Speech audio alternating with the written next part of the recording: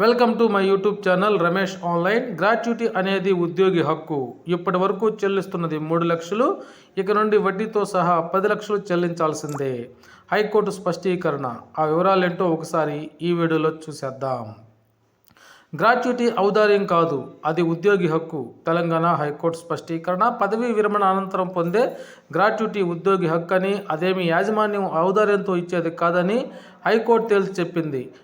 పదవీ విరమణ అనంతరం ఉద్యోగికి లేదంటే మరణానంతరం ఉద్యోగి యొక్క వారసులకు చట్ట ప్రకారం గ్రాట్యుటీ పొందే హక్కు ఉందని తెలిపింది. ఉద్యోగులు గ్రాట్యుటీ పెంచిన సీలింగ్కు అర్హులంటూ పీఎఫ్ అప్పీలేట్ అథారిటీ ఇచ్చిన ఉత్తర్వులను సవాల్ చేస్తూ electronic corporation of India limited ECIL దాఖలు చేసిన అప్పీళ్లపై జస్టిస్ సూర్యపల్లి నంద ఇటీవల విచారణ చేపట్టి తీర్పునిచ్చారు. 2007 నుంచి 2010 మధ్య వందల మంది ఉద్యోగులు పదవి విరమణ చేయగా వారికి గ్రాట్యుటీ సీలింగ్ పరిమితి 3.5 లక్షల కింద కాకుండా 10 లక్షలుగా చెల్లించాలంటూ అప్పీలేట్ తీర్పును వెలువరించింది.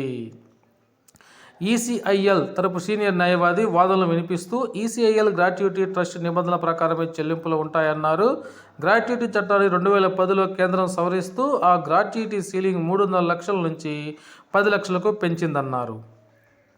ఇక్కడ ఉద్యోగులు 2010వ సంవత్సరానికి ముందు పదవీ విరమణ చేసినందువల్ల ఆ పెంపు వర్తించదన్నారు. ఉద్యోగుల తరపు న్యాయవాది పివి కృష్ణయ్య వాదనలు వినిపిస్తూ 2007 జనవరి 1 నుంచి 3.5 లక్షల నుంచి 10 లక్షలకు పెంచాలని బోర్డ్ ఆఫ్ డైరెక్టర్స్ తీర్మానించిందన్నారు. వాదనలు విన్న న్యాయమూర్తి గ్రాట్యుటీ ఉద్యోగి హక్కు అని పేర్కొన్నారు.